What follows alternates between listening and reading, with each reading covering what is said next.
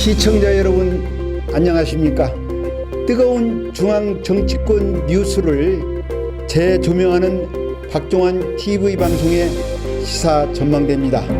이번 주는 한 해를 보내고 새해를 맞이하는 송구영신 주간입니다.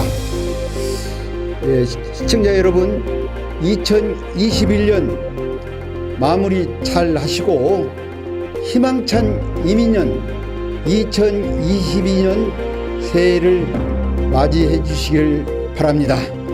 본 방송 구독을 돕기 위해서 유튜브 방송 아래 빨간 글씨 구독, 좋아요, 알람을 신청해 주시면 방송에 큰 힘이 되고 고맙겠습니다. 이번 주 첫 방송 주제는 대선 전국의 난타전, 민주당과 국민의힘 대선 이야기로 시작하겠습니다. 제가 오늘 방송하기 전에 국민의힘 전북 도당을 다녀왔습니다. 내년 대통령 선거 국민의힘 윤석열 후보를 돕기 위해서 전북의 시군 당직자들을 오늘 임명장을 주는 날이었습니다. 제 지인들도 많이 있어서 축하도 해주고, 정운천 도당위원장과 손성준 전북 도당의 사무처장과 같이 함께 선거 대책에 대한 여러 가지 좋은 의견을 듣고 왔습니다. 요즘에 선거 대세는 중앙도 마찬가지지만은 지역도 마찬가지예요. 2030의 젊은 표심을 얼마나 많이 얻느냐, 그리고 중도의 표심을 얼마나 많이 끌어오느냐가 이 선거 전략의 포인트 같아요. 그래서 중앙이나 지역이나 젊은 청년들, 젊은 인재들을 영입하고 지금 앞다투어 지금 선두 경쟁을 벌이고 있습니다. 그러나 이 선거라는 것은 젊은 청년들의 표심도 중요하지만은 중장년 표심도 중요합니다. 역대 선거의 과정이나 분포나 비교를 해보면은 젊은 층보다도 중장년 선거 투표율이 높아요. 그러나 이번에는 2030의 젊은 청년들이 정치권에 많이 관심도 갖고 또 많이 또 인재 영입으로 들어와서 이번 선거는 젊은 층의 2030의 표심도 중요하다고 생각됩니다. 그러나 선거는 청년, 중장년 조화롭게 선거의 전략을 짜서 표를 얻는데 키포인트를 두면 좋겠다고 생각이 들어갑니다. 자, 본격적인 주제 진행 들어갑니다. 먼저 국민의힘, 지금 빨간불이 켜진 국민의힘 먼저 주제로 이야기 들어가겠습니다. 지금 국민의힘은 제가 국민의힘이 당직자라고 해서 좋은 얘기만 하지 않습니다. 바른 소리, 쓴소리, 또 좋은 정책 있으면 좋은 정책도 제안을 해주고 그러지, 무조건 우리 국민의힘이라고 해서 좋은 소리만 하지 않습니다. 제가 오늘 한번 쓴소리를 한번 하겠습니다. 지금 국민의힘이 지금 자동차로 말하자면 속력을 내고 페달을 밟고 달리하는데, 이거 지금 자동차가 달리는 중에 우측 깜빡이, 좌측 깜빡이, 양쪽 깜빡이를 켜고 지금 달리고 있어요. 우측으로 갈까 좌측으로 갈까 지금 속도를 내고 달리다가 브레이크를 밟을 때는 브레이크를 밟아줘야 하거든요. 도대체 간에 당 대표와 당 후보 간에 이 불역 화합이 나서 지금 지지도가 지금 10% 이하, 10% 이내에 지금 떨어졌어요. 예? 윤석열 그 국민의 후보가 30%대 넘어서 40%대까지 간 그 지지도가 30%대로 지금 떨어졌습니다. 이것은 뭐냐면은 당 대표와 후보 간에 지금 불효 화음으로 엄청난 지금 마이너스를 지금 보고 있어요. 물론 이준석 당 대표의 그 마음 심정도 이해는 갑니다. 그러나 이준석 당 대표가 국민의힘의 윤석열 후보를 돕고 정권 창출을 위한다고 예를 들어서 보약을 준다고 하는데 그 보약이 독약이 돼서는 안 됩니다. 그 옛말에 이런 그 어른들의 그 속담이 있어요. 집에서 깨는 바가지, 새는 바가지, 나가서도 샌다. 아니, 집에서 인정을 못 받고 집에서도 이렇게 불효 화합이 나는데 밖에 나가서 좋은 소리를 들을 수 있습니까? 제가 그 몇 년 전에 어느 교회에서 제가 목사님 설교를 들었는데 제가 그런 지금 생각이 우리 국민의힘의 당대표 이준석 당대표나 윤석열 후보나 김종인 총괄 선대위원장님한테 한마디 해주고 싶어요. 그 목사님 설교 내용이 뭐냐면은 옛날에 그 시골에서 보면은 그 말을 키우는 그 우리가 있지 않습니까? 그 말을 키우는 그 우리에 보면은 그 쇠팔이라고 있어요. 그 쇠팔이라고 그 말이나 소의 등에서 피를 빨아먹는 그 파리가 있습니다. 이게 크고 아주 그 말을 키우는 주인이 자기가 애지중지하는 그 말 등에서 쇠파리가 피를 빨아먹고 있으니까 그걸 보고 가만히 있겠어요? 그래서 큰 파리채로 그 말의 등에 있는 쇠파리를 탁 쳐서 때려잡았어요. 근데 그 말은 주인이 자기를 때리는 줄 알고 뒷발로 걷어찼어요, 주인을. 예? 그래서 주인이 저기 뒤에서 나가 떨어져서 병원에 입원한 거예요. 그 얘기는 뭐냐면은 주인이 말을 살리려고 아끼는 마음에서 사랑하는 마음에서 그 쇠파리를 잡아 주겠는데 그 말은 그렇게 생각을 안 하는 거예요. 그래서 지금이라도 이준석 당 대표가 정말로 윤석열 후보의 충정 어린 고원 충원이라면은 그렇게 생각했다면은 빠른 시일 안에 당의 선대위에 들어와서 윤석열 후보를 돕는 게 지금은 도리라고 생각이 듭니다. 윤석열 후보가 정권 창출을 해야 이준석 당 대표에게도 희망 있고 비전이 보이는 겁니다. 아니, 정당의 목표가 뭡니까? 정권을 창출하는 것입니다. 정당의 제1차 목표는 정권을 창출해서 가지고 있는 정당의 국민들한테 보여주는 서비스, 비전, 희망, 꿈, 그것을 펼치는 게 정당의 목표예요.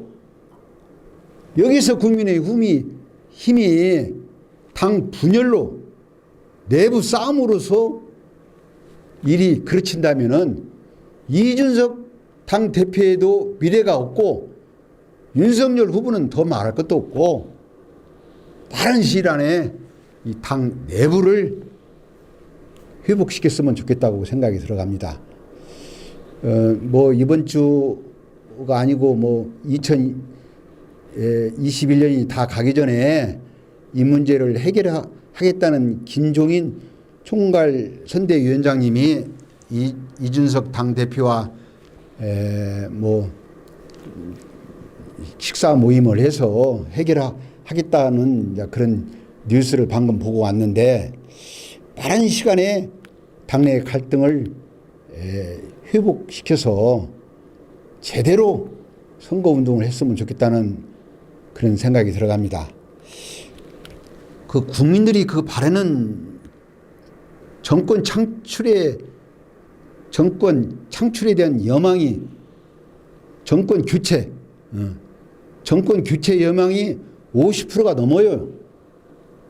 그렇다면 국민의 정권 교체의 그 50%를 국민의힘에서 그 표를 윤석열 후보가 가져와야 하는데 지금 못 가져오고 있어요.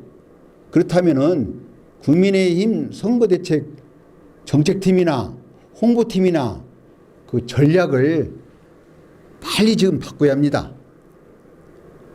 정권 교체의 그 국민의 여망 그 50%를 못 가져온다면은 선거 떨어지는 거나 마찬가지예요.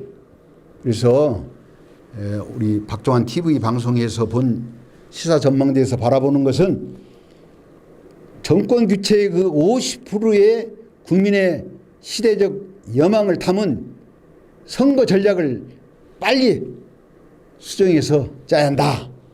저는 그렇게 생각이 들어갑니다. 자, 국민의 힘은 이제 그렇다 치고 그러면 민주당으로 한번 넘어가 보겠습니다. 그 민주당은 오래간만에 우리 이재명 후보가 아주 따뜻한 봄날을 맞이했습니다. 경선에서 참 치열한 경쟁을 했던 이낙연 전 후보가 이번에 합류를 해서 같이 선거운동을 좀 하고 있고 또 여기에다 또 더 정세균 전 총리 전 후보께서도 이재명 후보의 후원위장을 지금 맡아주셨어요. 그래서 지금 원팀이 지금 되고 있습니다. 참 이것은 상대 당의 후보지만은 좋은 현상이라고 저는 생각합니다. 이재명 후보의 그동안에 좀 불안한 후보다. 응?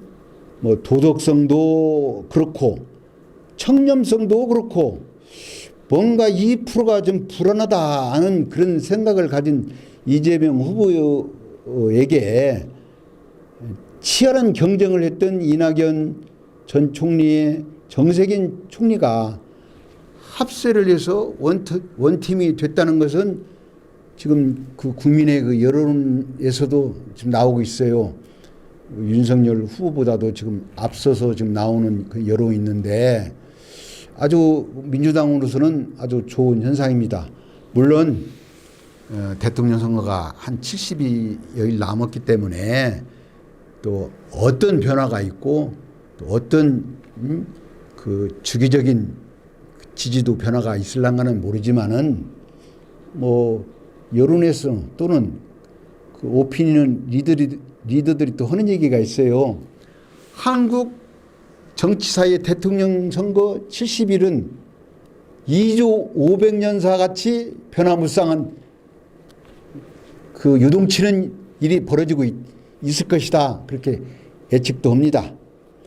사실 이재명 후보는 지금 좋은 지금 당의 구심점을 찾아서 원팀으로 가고 있지만은 넘어야 할 그 산이 좀 많이 있어요.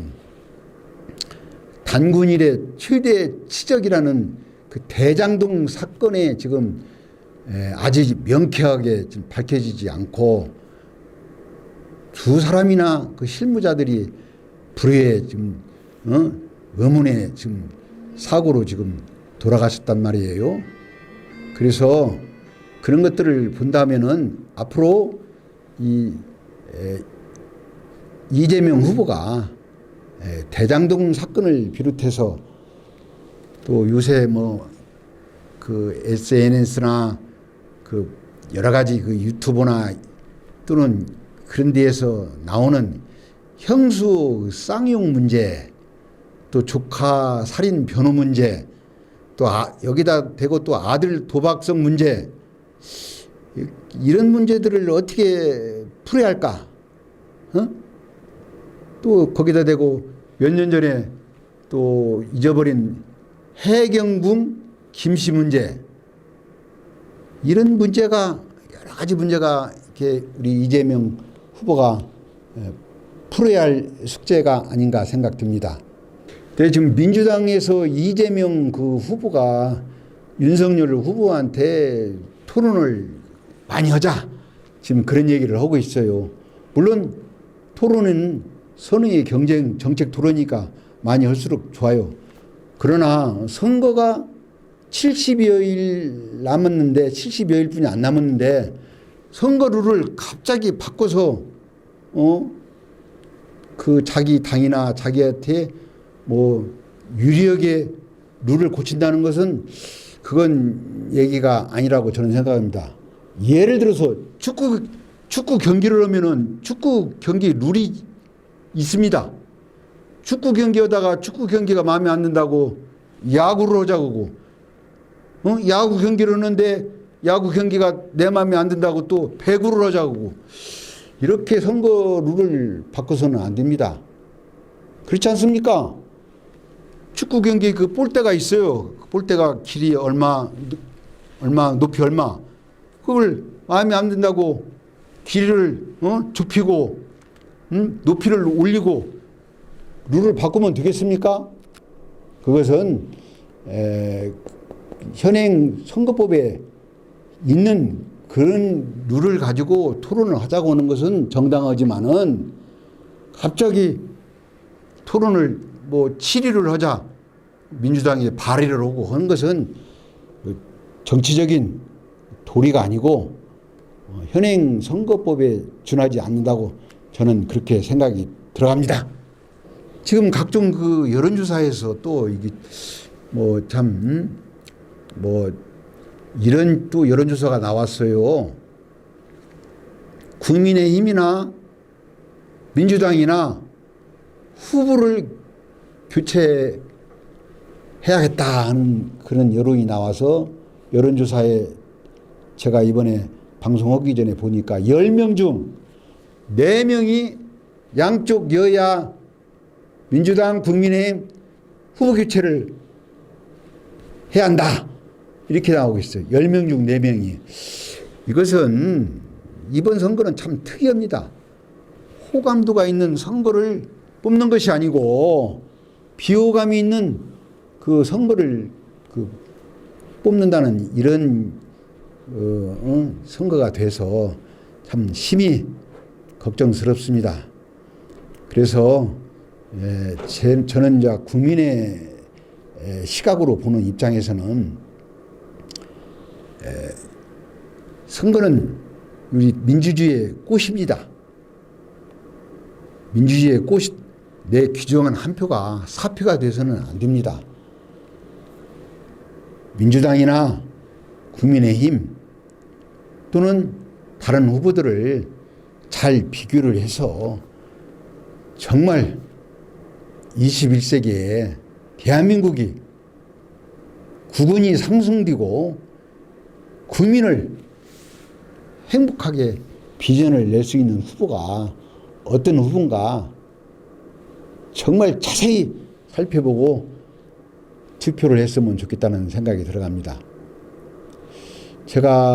저도 선거를 여러 번 해보았습니다만은 이 선거 때가 되면은 그 감성적인 선거로 투표로 가는 경우가 많이 있어요.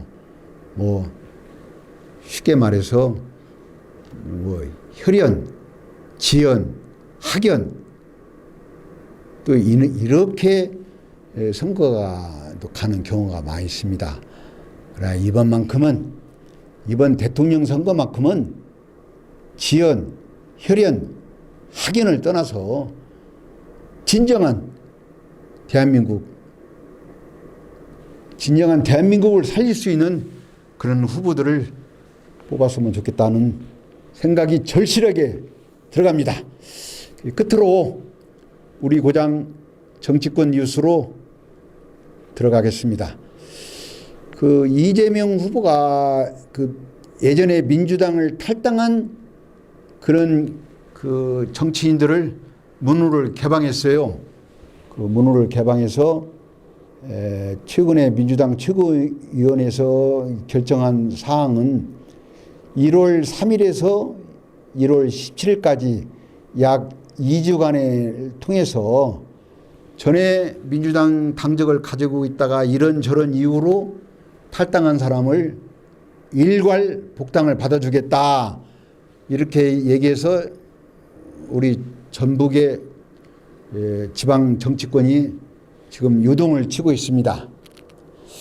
우리 전북 정치권을 보면은 지금 전에 탈당하신 분들 그 보면은 정동영 의원이나 유성읍 의원, 김종희 의원, 또 김광수 의원 등등 여러분들이 계시는데, 이분들이 복당을 해서 이제 대통령 선거가 끝나면 이제 지방선거가 바로 있습니다. 복당을 한다면은 이 지방선거에서도 상당히 변화가 있을 것 같아요. 특히 우리 지역에, 우리 익산 지역을 놓고 보면은 현 시장인 정원율 시장이 민주당이 만약에 복당을 한다면은 이 경선 판도가 요동을 칠 것 같습니다. 제가 보기에는 모르겠어요. 이제 아마 다음 주 한 1월 초 정도, 뭐 중순 안에는 1월 10일 안에는 뭐 결정이 될 것 같아요. 정원율 현 시장이 복당을 할 것인가, 그렇지 않으면은 무소속으로 남아서 뛸 것인가, 또는 제3당의 길을 갈 것인가는 한 일주일 정도에서 후에 결정이 날 것 같습니다. 만약에 정원율 시장이 복당을 한다 하면은 이제 민주당에서 지금 경선을 준비하고 열심히 뛰고 있는, 이제 가나다 순으로 얘기하자면은 강팔문 후보, 김대중 후보, 김성중, 조용식 후보, 최정호 후보, 이렇게 지금 경선을 준비하고 있는데, 여기에 정원율 시장까지 복당해서 경선을 한다면은 정말로 예측 불허한 경선이 될 것 같습니다. 그러나 복당을 했을 때 제가 보는 관점에서는 페널티, 이 페널티를 지금 현 당규에는 25%인데 이걸 얼마로 감소를 할 것인가는 아직 지금 미정이에요. 과연 정원율 시장이 이 페널티를 얼마를 감수를 하고 경선에서 뛰어들 것인가, 이것도 지금 아주 난제일 것입니다. 이 경선이 쉽지 않아요. 거기다가 페널티까지 업고 들어간다. 이건 굉장히 심사숙고해야 할 문제 같습니다. 경선에 한번 들어가면은 선거를 무소속이나 다른 정당의 후보로 나갈 수 없어요. 그런 그 룰이 있습니다. 그래서 아마 우리 익산시의 정원율 시장이 요즘 상당한 고심을 할 것이다. 장고에 들어갔다. 그 장고가 긴 고민이 악수가 돼서는 안 되겠습니다. 그 시청자 여러분 어떻게 보셨습니까? 사자성어에 전심전력이란 말이 있습니다. 온전할 전자, 마음 심자, 온전할 전자, 힘력자. 마음과 힘을 오로지 힘을 한 군데 모여서 하라는 말입니다. 전심전력. 지금 국민도 코로나19에 지쳐 가정 경제가 무너져서 어렵고 국가도 어렵습니다. 내년 대통령 선거와 내년 지방선거, 국민의 마음과 뜻을 한때 모아 전심전력하는 그런 능력과 비전을 갖춘 지도자가 있는가? 눈을 부릅뜨고 골라 선택해 주시길 바랍니다. 시청자 여러분, 이번 주는 여기서 작별의 인사를 구합니다. 시청자 여러분 다음 주에 만나요. See you again. 감사합니다.